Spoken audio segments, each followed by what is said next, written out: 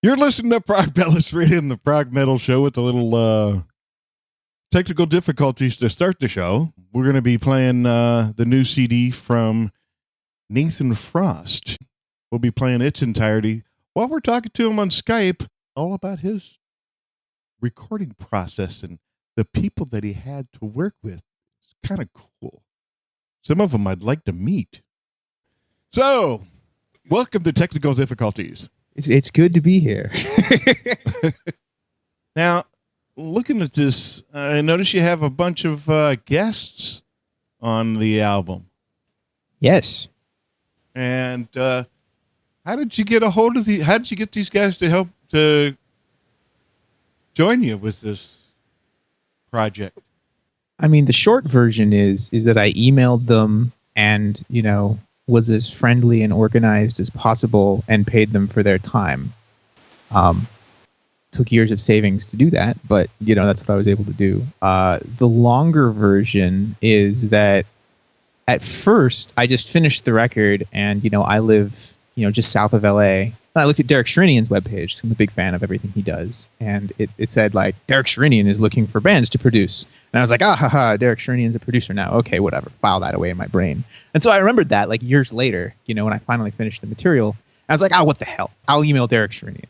And I even had this in my mind. He did an interview a while ago where he on his solo records, he basically just calls everybody he ever wanted to play on the record and usually gets them, like Yngwie Malmsteen and, these really big name type of people. And so his whole point was like, reach out to people. The worst thing that's going to happen is they're going to say no, right? So I was like, what the hell? I'll do to him what he does to other people. So I sent him an email and I'm just like, I'll just, I'm a keyboard player. I have all my keyboard synths. Like, I don't need a keyboard player, but what the hell? Like, I'll email you because, you're one of my personal, musical heroes, somebody I grew up listening to.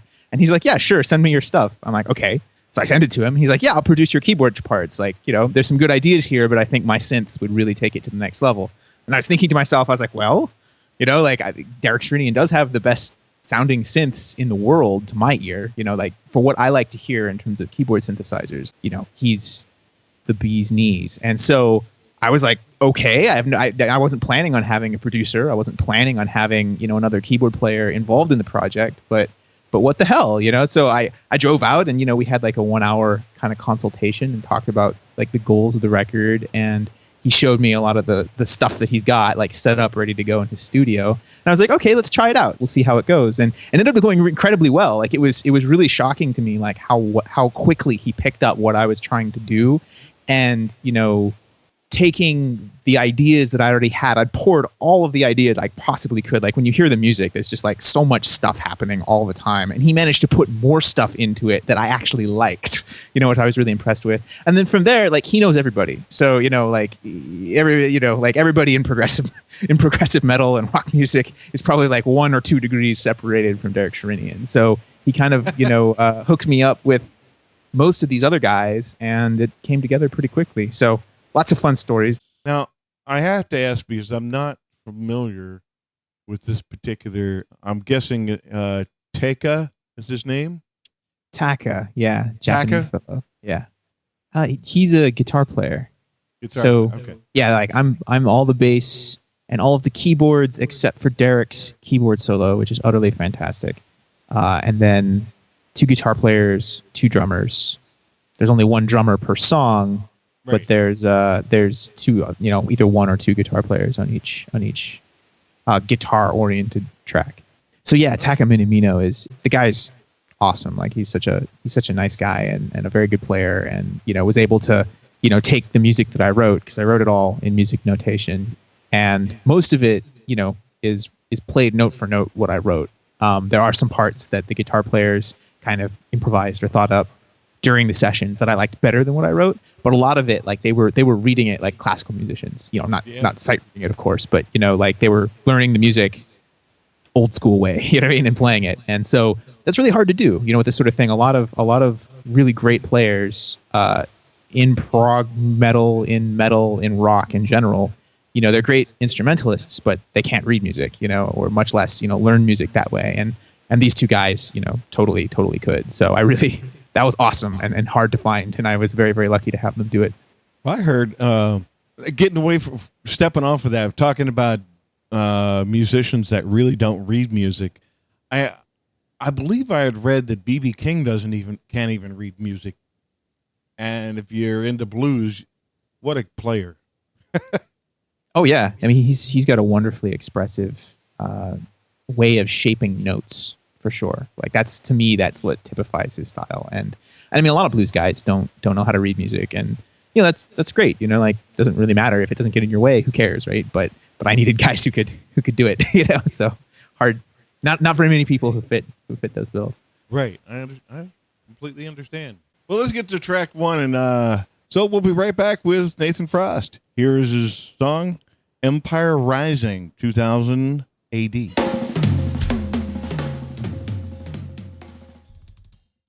Okay, Nathan, during the break there, while we were playing the track, you were mentioning that you had Marco Sfogli, I think. Marco Sfogli. Not Italian enough to be sure, but I think it's Sfogli. Marco Sfogli and Taka Minamino. That one I'm sure of because Japanese is pretty phonetic, so Minamino is probably it.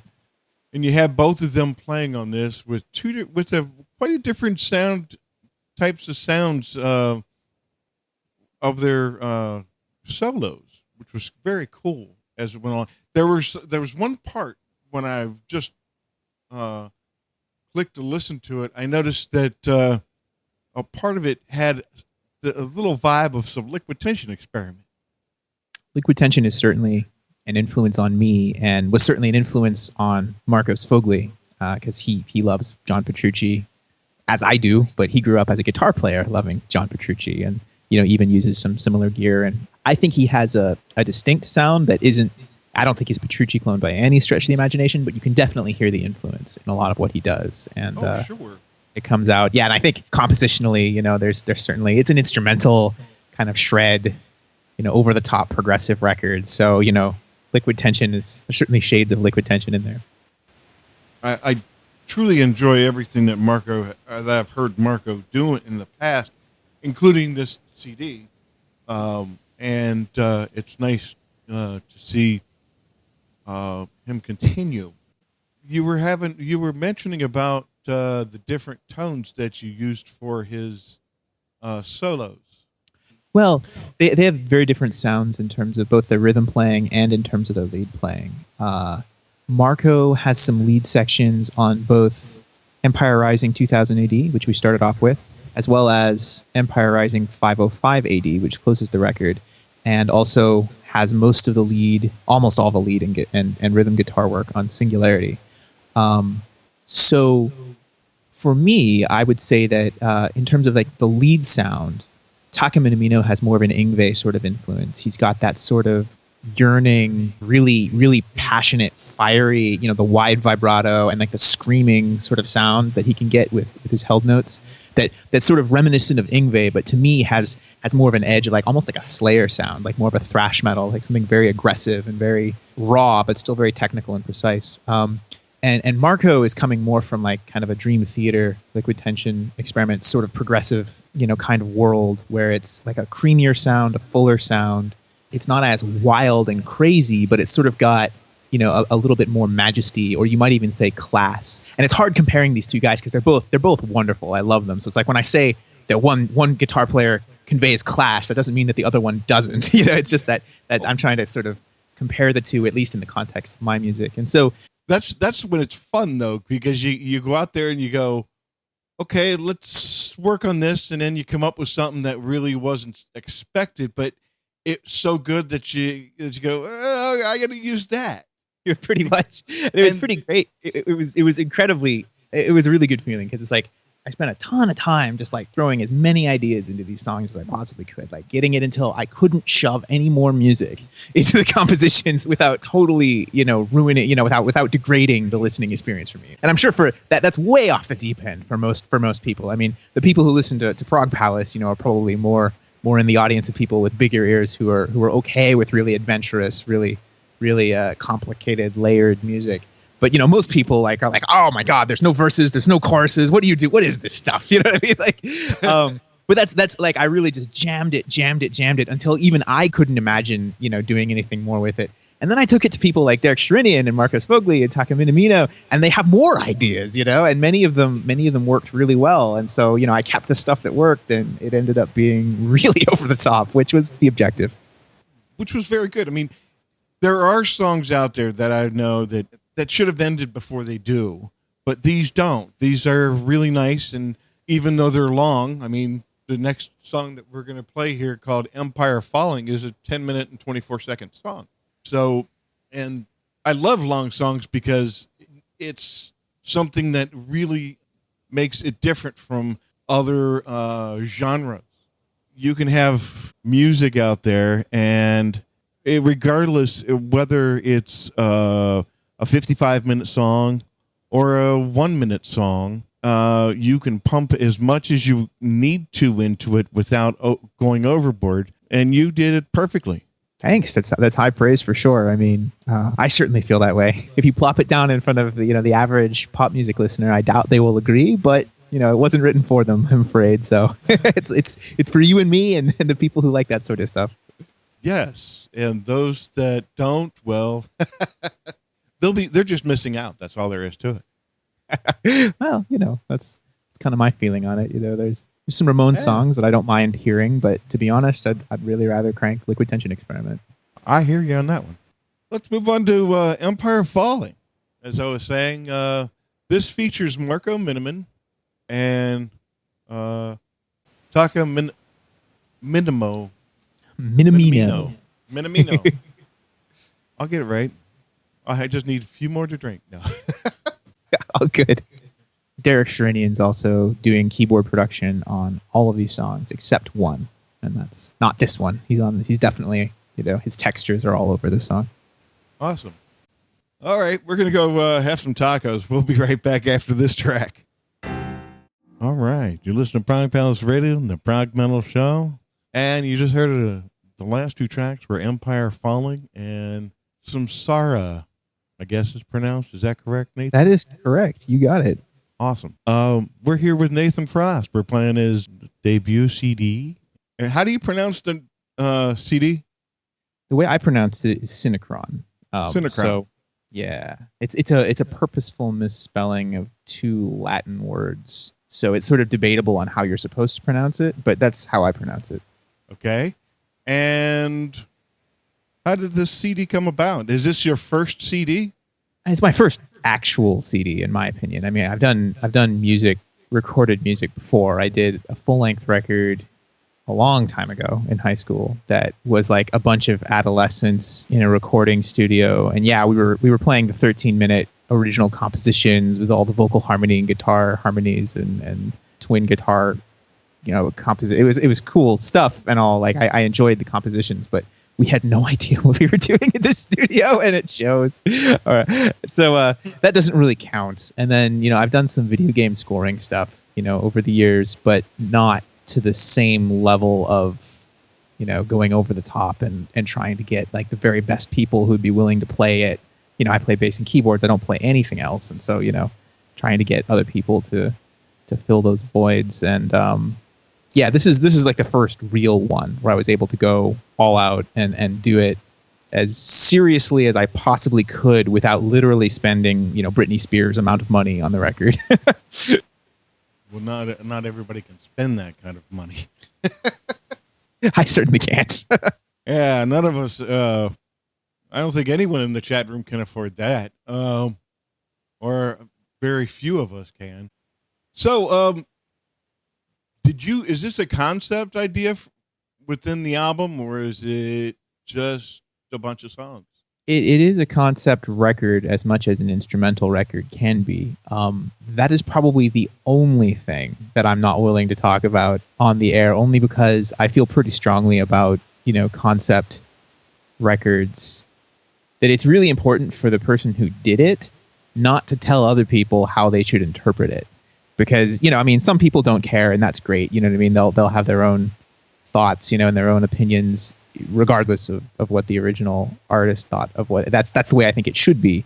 But, I think it's hard not to be impacted by, like, if if you're a big Dream Theater fan and Dream Theater says, well, this is exactly what this record is all about, and these are the ideas that we were discussing, and that's the end of it. You know what I mean? It's hard not to sort of get your perspective locked into what they're telling you, because they made the thing, right? Presumably they know, but that's not what I think art is about. You know, art is about personal interpretation. So I will say that I there is a concept, there is something, the way the songs are structured, the names of the songs, the name of the record, there's a series of ideas that I tried to touch on, you know, the art, the album artwork, all of that stuff. But I'm not going to say any more than that. You know, you can read into it, whatever you'd like to read into it. Cool. Let's move along with Consilience on ProgPalace Radio and the Prog Metal Show. Here's Nathan Frost. All right, we're back, and you're listening to ProgPalace Radio and the Prog Metal Show, and we're here with Nathan Frost. We're playing his CD Synecron. If you're just joining us, and is that any story behind that lovely piano track there? Oh, well, that was the last thing that I did on the record. And at that point, I started writing this in 2000. You know, whenever I had a break, you know, from game development, which is what I mostly spend my time doing, which I love. I'm very lucky to be able to have a job that I really like doing that.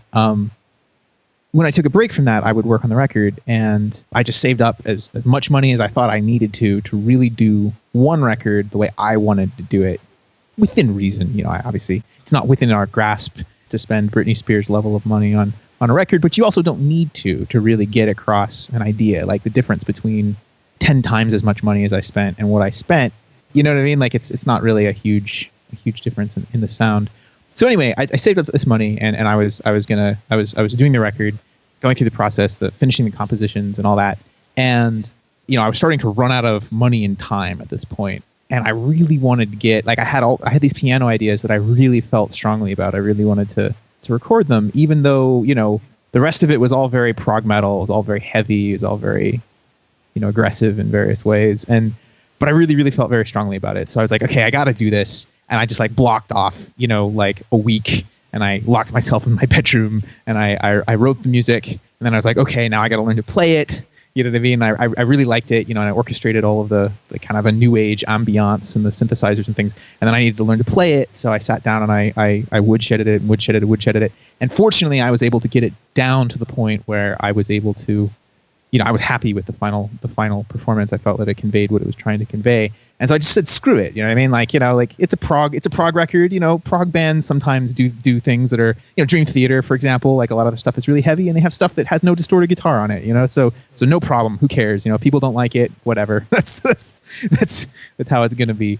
And I wanted to do it on a real acoustic piano, but I found this synth, which is called Ivory, where they were, you know, being really, really meticulous about trying to make a real piano sound. And it's great. Like, I played this for a bunch of musicians, and I kind of bullshitted them. I said, this is the piano. I pointed at the piano that the synth was sampled in, you know, and I said, this is the piano that I played. It was an acoustic piano. What do you think of my performance, et cetera, et cetera, et cetera? And they had some feedback, but I fooled them.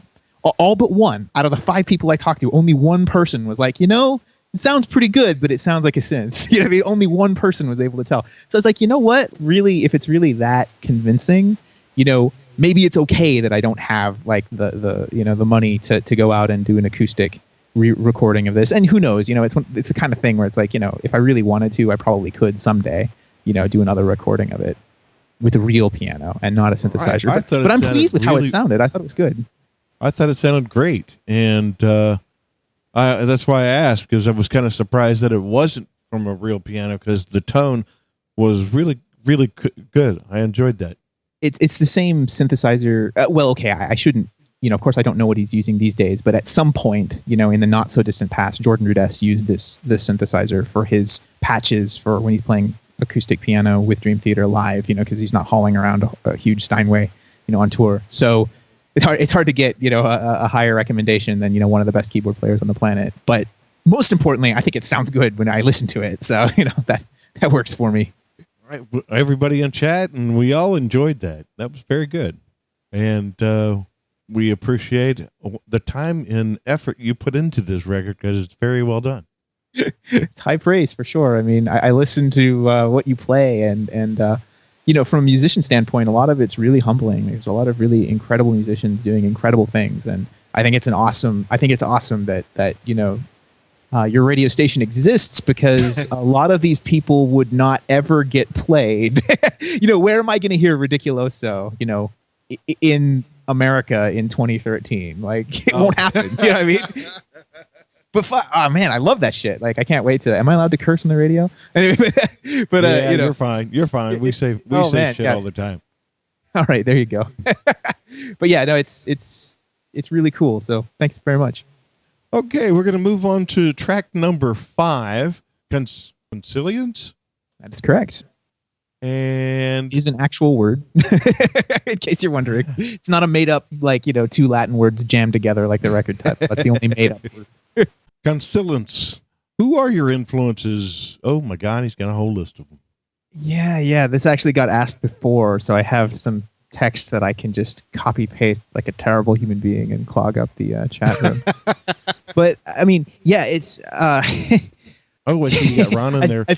I feel a little wacky saying this, but I'm young enough that Cliff Burton was dead by the time I started listening to Metallica. So I mean, I'm certainly aware of bands like Emerson, Lake, and Palmer in the sense that, like, my music theory instructor loved them, and I love Jordan Rudess's cover of Tarkus and stuff like that. But I haven't actually become intimately familiar with their music yet. You have to listen to the Tarkus from ELP. Right. I haven't actually heard I think I saw a live performance of it once that seemed pretty cool. But I mean, most of the stuff that I grew up listening to were like the first, like when I was 10 years old, I heard Metallica's Black Album, and it was like, it was like your first time having sex. It was just this very heavy, dark sort of sound. And of course, that's very kind of poppy and commercial by like a progressive fan's, or even, an old Metallica fan's sort of standards. But, when you're a 10-year-old kid, that was sort of my entry drug into, prominent guitar solos and heavy riffing and things like that. And then from there I got into, Megadeth and Yngwie Malmsteen, because, I grew up playing classical piano. So he was kind of a bridge for me of like, this classical sound and heavy metal. And, I really liked the long songs that he did there. So from there, I got into Dream Theater. I got into, more progressive guys, Queensryche, Rhapsody. I'm not sure if that counts as, if people consider them progressive or not. I would, because, they have really long songs. I actually like them, the early stuff, and their latest stuff, especially the Rhapsody on Fire. Their new CD is really cool. Is it good? I haven't heard the latest one yet, but I've got most of their stuff. I'm always like months or years behind, the times. But I always find a way of, not keeping up, but like trailing just a few months or a few years behind, the latest thing that somebody did. All eras of Dream Theater for sure. Like I've just been, everybody who's played in that band, is fantastic, and I love what they did.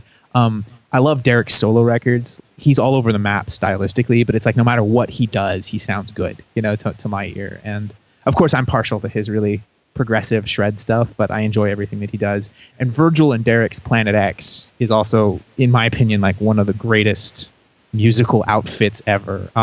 Like I the first time I listened to their record Universe, I felt vertigo. Like I felt dizzy, listening to like these polyrhythms and these odd time signatures and these intense jazz chords and ridiculously technically accomplished, like soloing and playing. Like, oh my God, like to have Virgil interpret, Singularity is sort of like my most jazz fusion influenced track, and to have Virgil on that is just like, astonishing to me.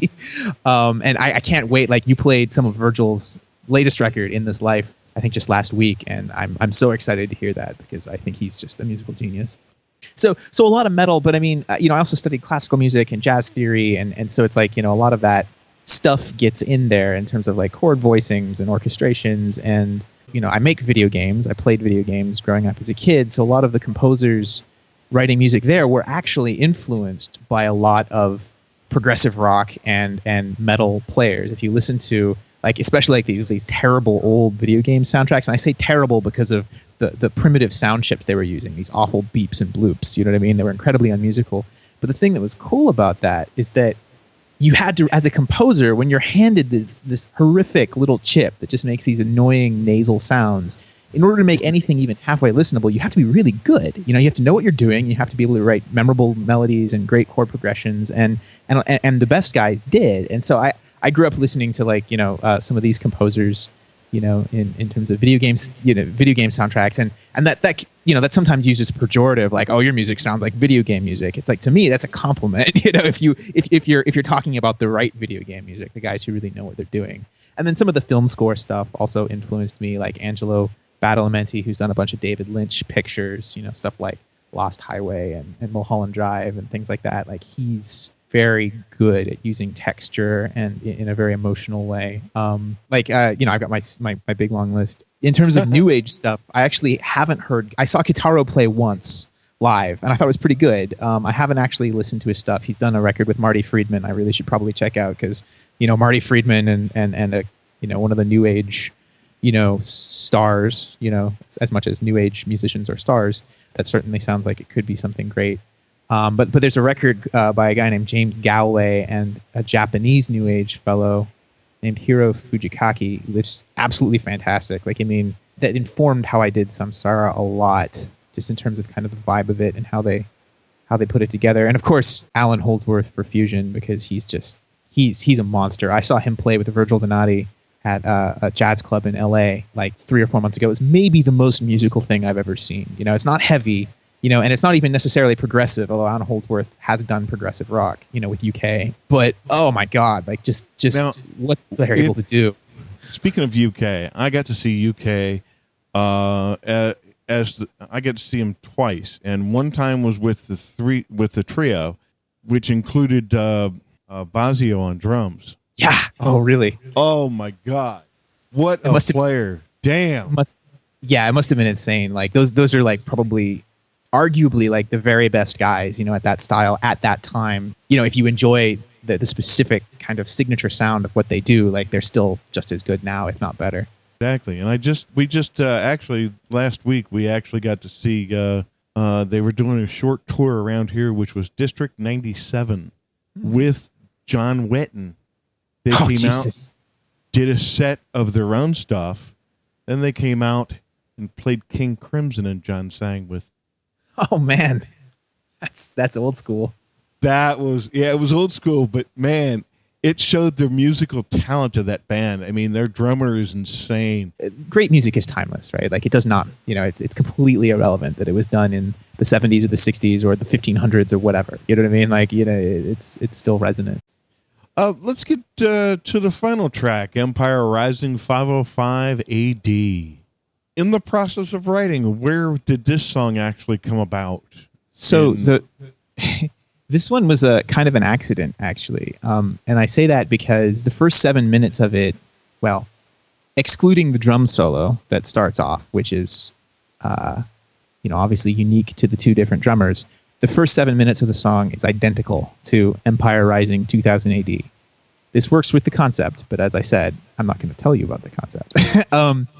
So the interesting thing is that, a Star Wars originally, no, maybe it should be, but it sounds like it ought to be, but no, not consciously.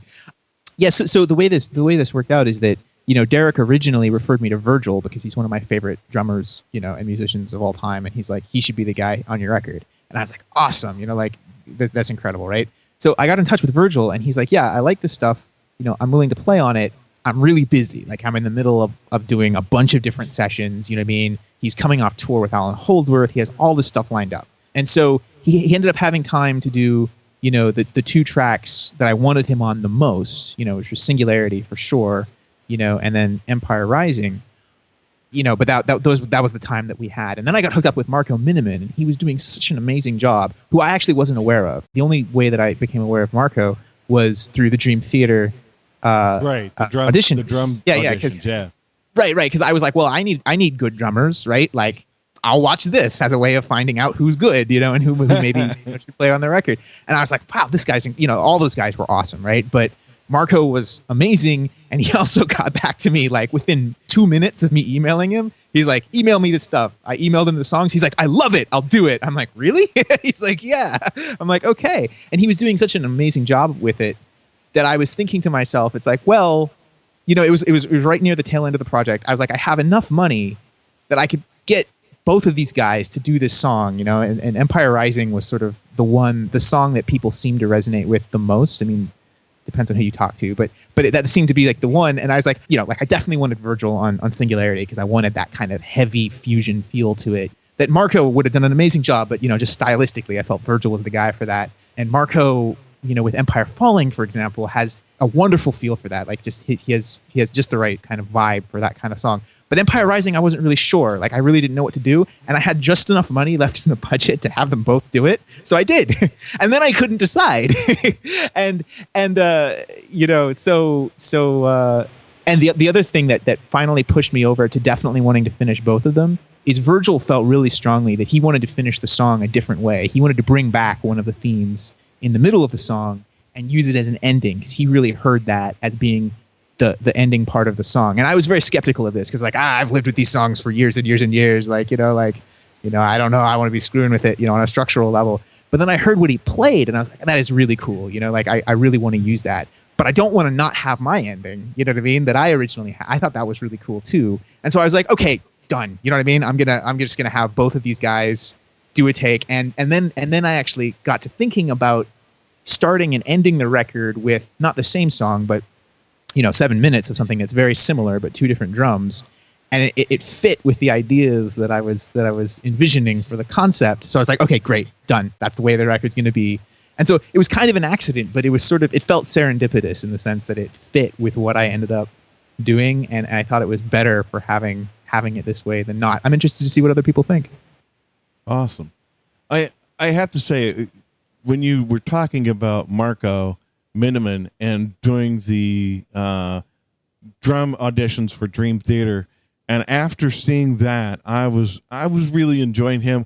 And for me, if I was as a fan, I was like, okay, my two favorites for Dream Theater were Marco Minnemann and Mike Mangini, and I liked Virgil's audition as well. But those are the only three that I thought kind of stuck out in my mind anyway.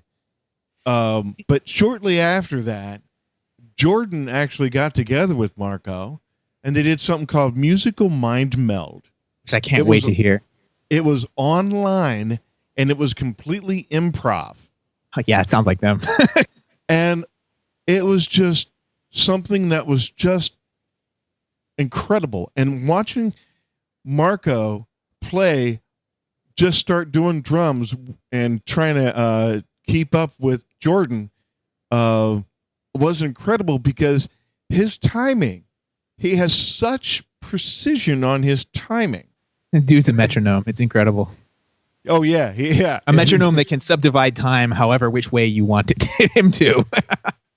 Yeah, and when you see this and you see him play like that, you're like, oh, crap. I could never do that because I have very bad timing, and it's one of my curses. It is a learned thing. You didn't burst from the womb being able to do that. There's, thousands, tens of thousands of hours of practice that goes into achieving that. But it's interesting because I remember when I heard that Mike Portnoy left Dream Theater, and I love Mike Portnoy. He's played some of the coolest drum sequences of anybody, in his time with Dream Theater. I was hearing about people who were auditioning for it. This is before the tape came out. People are leaking little things, and there are rumors flying around and whatever. And I was working with a guy at the time who's also a big prog fan. So he was up on all these things. He's telling me about it. So, and it was interesting because they were, one of the names that came up was Mike Mangini, and I knew Mike Mangini from a record he did with Annihilator, which is a Canadian metal band that I really like, from Vancouver, where I spent a lot of my adolescence. And he did a record in '92 with them called Set the World on Fire, which to this day, I actually use that record as reference for the drum sound that I wanted for my record. It was such a well-produced drum sound. To be honest, I don't think we were able to achieve it just because of the limitations of not being able to do everything in the same studio. But we came, reasonably close. And Mangini playing, with Annihilator with that drum sound, I was like, oh yeah, he'd be a great choice for Dream Theater. He'd totally fit. And then he'd be like, oh yeah, Virgil Donati's, auditioning as well. And I was like, oh man, Virgil's one of my favorite players ever. I don't know that he's the right fit for Dream Theater. Like it's no question he can do it. Like in terms of technical ability, like that's not even, for him that sort of stuff is like breathing, right? But he's got such a specific style, and such a unique signature sound that to me, like I'm not sure that mixes with what Dream Theater's doing. I mean, who cares what I think, right? But I mean, that would be kind of what my assumption might be as far as what I would be thinking if I were in Dream Theater's position, perhaps. Well, Marco was fantastic, but the interviews that I heard from him kind of led me to believe that he's not actually that much of a heavy metal fan, really. Like he likes the music fine and he enjoys playing things because he enjoys playing lots of things. But right. I kind of get the impression that like even speaking to him on the phone and working with him for a short period of time on the record, he's got a ton of energy and a ton of enthusiasm. And he's just a very positive person, But I also get the sense that he would get bored, doing the same thing over and over and over and over. You know what I mean? Like he likes being able to be a session guy and jump around and do a bunch of different things. And, who knows if I'm on the mark or not, but that's just the impression that I got. Well, it's an interesting thing to what would the last two albums from Dream Theater be like with Marco on drums instead of Mike, or Virgil on drums instead of Mike. But when listening to the actual music and coming up with the drums and having them sound as close to Portnoy, because that's what they were basically doing, imitating Portnoy for this particular session, because they had to be able to play the older stuff as well. That's not a bad thing. I'm just saying that's basically what they were doing. I actually thought that Mike Mangini had the better audition, but I have to go back and see the other ones because now there are people in chat room that say, well, I like this guy better. Now I got to go back and look at the other 3 or 4 just to be able to go, okay, maybe they give them another chance, because everything is subjective. Because if you listen to one person and another person comes in front of that person, you're going to like the person that you heard second because it's newer to you than the first person. There's definitely that factor to it. There's also the fact it's subjective on, I'm going to say it's subjective on at least 3 levels. It's subjective on the level of just different people have different musical opinions of what's aesthetically pleasing. Fine. It's also subjective in the sense that what I like isn't exactly the same thing as what Dream Theater likes. So we're then speculating on what they think subjectively. You know what I mean? Thirdly, it's subjective because we're seeing it through like a 25-minute mini documentary thing. So they decide what they're going to show us and what they're not going to show us, and then we, and it's limited information. We could be getting, drawing incorrect conclusions based on that information. It's still tremendously interesting to speculate about. I mean, it's interesting. The thing that really struck me about that whole sequence is like, this is the Olympics of prog drummers, right? Like the guys that they invited are some of the best drummers on the planet. Like every one of them is absolutely phenomenal at what they do. I got the impression, based on this limited information given to me, that some of these guys were much more comfortable improvising in odd time signatures than others. Guys like Virgil and Marco and Mike, are just like no problem, like very like incredibly schooled. Other guys, are super great at learning the composition and playing it, but aren't necessarily comfortable going from 13/16 to 4/4 to 5/4 to whatever, right? And so that was one stumbling block that some of the players, weren't able to keep up with, at least, as far as the documentary leads us to believe. And then I actually agree with you, like in terms of fitting Dream Theater's sound, it's my opinion that they probably made the right choice, because Mike Mangini was so obvious, in that documentary. He was so passionate about that specific band. And, he seemed capable of improvising in odd time signatures the way Portnoy can. And he was really, really in tune with what they were doing. Whereas I would say that, Virgil is really coming from a different space, in a lot of ways, right? He's not coming from a Metallica space. He's coming more from an Allan Holdsworth space. I feel like people like Marco Minamino and Virgil, and all of those guys, really, every single one of them, they can't contain their personality. It comes out in their playing, even when they're trying to imitate Mike, Portnoy. And I thought Mangini, just his personality, his style of drumming happened to be the most similar to Portnoy of all of those guys, and he was every bit as good, roughly speaking. So, well, you gotta realize one thing as well. Speaking of what you just said about them making the documentary and putting it out, each week we got to see different, the different sequences. But the first week was only Mangini, and the rest of them had at least two drummers per audition that they released.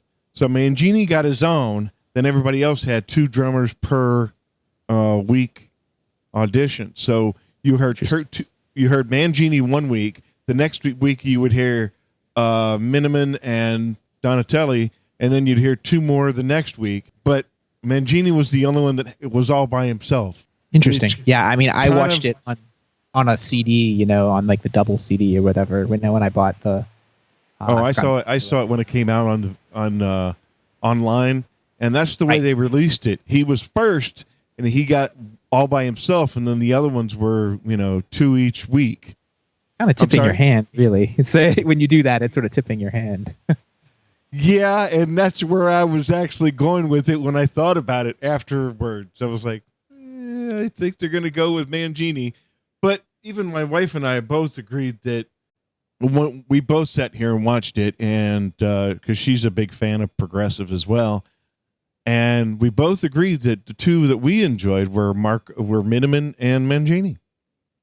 Yeah, and it's sort of interesting because I feel like you mentioned that they seem to want someone who is able to imitate Mike Portnoy very closely for the old songs, especially. And it's sort of interesting because at least what the documentary led us to believe, I wonder if that was actually expressed to the drummers. Because it's like, for example, like on Virgil's audition, he's specifically because this is so Virgil. Like I love Virgil. He's a wonderful human being. But it's like this is very much him. Like he's so confident in his musical approach because because of all of the things that he's done. And it's like he's doing the audition, he's stopping the band and saying, okay guys, we're going from this measure, count in 2, 3, 4, and he plays, and he's working out like a new drum part, you know what I mean, that he's inspired to do, you know what I mean. And it's like from my perspective, like, there it is right there. Like Virgil is a musical genius. Like he's coming up with this really cool, like incredibly intense drum part. He's making it his own, right? But I'm not sure that was, I get the impression that they did want somebody who's Mike Portnoy, and Virgil doesn't play like Mike Portnoy. They have very differing styles in a lot of different ways. The coolest thing that I read that afterwards, that after when Mike's out on tour with him now, Mangini's out on tour, he'll play exactly like Mike, but add his own little riffs or something in there in between it. Interesting. Yeah, I haven't seen them live, but everybody since Mangini joined the band. But I've seen Dream Theater live several times, but it was all with Portnoy. Everybody says that he totally nails it. Like there's no badness involved. And seeing them live with Mangini after Portnoy, to me they seem more like a band. Interesting. And they're having fun on stage. Now I don't take anything into that if something was going on behind the scenes. Nobody knows. I'm not trying to badmouth Portnoy. I'm not trying to say anything wrong about any of them. I'm just going from my perspective as a person out on watching them, that they seem to be having a little more fun now than they did previously in other times that I've seen them. Well, having fun on stage is an important thing to do. I'm really excited to hear the new record. The instrumental you played really impressed me, partly because it sounded like Dream Theater. You had Jordan's classic lead keyboard synth sound, which I think he does a wonderful job with. I agree with you. I think the mix is more to my taste than the last record, which I also liked. But it's more metal, it's darker, it's heavier. And the thing I thought was really cool is the composition sounds different. It sounds like Dream Theater, but they're doing some, I'm not going to call it jazz fusion because I don't think it is jazz fusion, but it's a little more out. There's some more chromatic notes that are not part of the key. It's not as classical sounding. And I think that's cool because they've done a lot of classical sounding stuff, romantic classical music sounding things, and that the riffs in that particular song sounded inspired to me. They sounded different. They sounded like a progression, which is great. Yes. The way you get that sound is playing out of the key, in an artful way, in a sort of, it's not jazz, but it's influence, it's similar to jazz. Oh, yeah. I love that sound. It's great. It really breaks you out of the usual I like power metal. You know what I mean? I'm a huge Judas Priest fan, etc. But like I feel like it's nice when you break out of that box, so to speak, and it still sounds musical. It still sounds cool. Oh yeah, I'm just not into that. What they consider RIO sound. What does that even mean? Rock in opposition is what it stands for. Oh, right. I think I just encountered that like 2 weeks ago, and I don't remember anything about it. Like, is it some kind of like, noise rock, alternative rock sort of? No, it actually, it's rock in opposition is like the far side of jazz, where the drum is doing something completely different tempo than the rest of the band. Huh. And that's not like Animals as Leaders or the new what people call djent or anything like that. That's different than that. No, it's completely different than that. It's basically, I compare it to throwing your instruments down the flight of stairs. I'm kidding. So the drums are really supposed to be playing in a different tempo? It's yeah, and it's strange because they're all in different tempos. So they're in opposition of one another. Oh, so it's supposed to be like a temporal counterpoint kind of idea. Like it all it syncs up like here, but then diverges and then syncs back and probably has this. That's an interesting idea. I don't know that I've heard music that really does that. And I don't know that I would necessarily love it if I did, but it sounds interesting. I'd like to hear it. I love Miles Davis. If people are referencing Miles Davis, like that's a good thing. But I'm more of a, funnily enough, I liked most of his stuff that he did when he was an old man. More so, I liked Miles Davis best when he was very young and very old. His experimental stuff is cool and interesting, but doesn't really make me want to play it multiple times. I think I'll have to find something to play maybe next week or something like that to give you an idea what they consider. It's very hard, as Frank says in the chat room, it's very hard to listen to for the most part, because as a fan of music and as a musician, for most of us anyway, you want to go along with the tempo of the song. Well, if there's more than one tempo, it's kind of difficult. Well, that's fair enough. I mean, I'd be kind of curious to sort of, like, as a musical historian sort of perspective, like, what are all the experiments that have been done that have fallen by the wayside and not succeeded? Like, I might argue that 12-tone music, for example, was something that showed up in the early 20th century, that some academics wrote some stuff that no one really listened to. And it's like you hear that shows up every once in a while in like the so-called technical metal sort of thing. Like I'm thinking of like Ron Jarzombek or some of these technical death bands. Like I guess, I'm not sure if Cynic actually does this, but it's like I think of bands like Cynic or like Necrophagist or bands like this. Like when I think of technical death metal, they borrow from 12-tone music. But these guys are not mainstream either. Like not even close. They're not even really in the mainstream of progressive fans' music, I don't think. Maybe Jarzombek is. I mean, he rules. I love these guys. I'm not saying they're bad. I'm just saying that they don't have large audiences, unfortunately. I'm sort of curious, like, is 12-tone a failed experiment, or is it going to become the pop music 50 years from now? Like a lot of the music that we're listening to right now, like if you went back 100 years, would just be noise to people. There'd be all this crap happening, and they'd be like, and all these like weird synthesizers and strange things, and they wouldn't know how to make sense of it. Like Johann Sebastian Bach would probably like pass a stone or something, like trying to listen to like the stuff that you play on prog radio. So who knows? Like, is this going to be a failed experiment and no one's ever going to listen to it ever again? Or 70 years from now, this is going to be like on, pop radio? Well, actually, it's pretty popular in certain, but it's in the lighter side, more on the progressive rock side than what we play here. Interesting. But Frank was like commenting on your 12 tones, bro. Well, I mean, that's the thing is like if you like Spastic Inc. or Blotted like Science or Ron Jarzombek or Watchtower, I mean, he uses 12-tone stuff. If you like some of the Cannibal Corpse stuff, I mean, I guess that's very aggressive death metal stuff. But I love the bass player from that band. Like, he is so good. They're using 12-tone music theory, and I like Jarzombek in particular. Like he's an influence. Like I really enjoy his music. And it's probably the most out there music that I listen to that like moves me emotionally, but is also, I mean, he's doing 12-tone stuff. It's very mathy. It's very disjointed. Most people can't listen to it, but I love it. I think it's great. You talking about Spastic Inc. and Ron? Yeah, absolutely. Yeah. Okay, yeah. It is some of the stuff that is out there for even me. I enjoy it, actually. I really do. But I gotta ask you.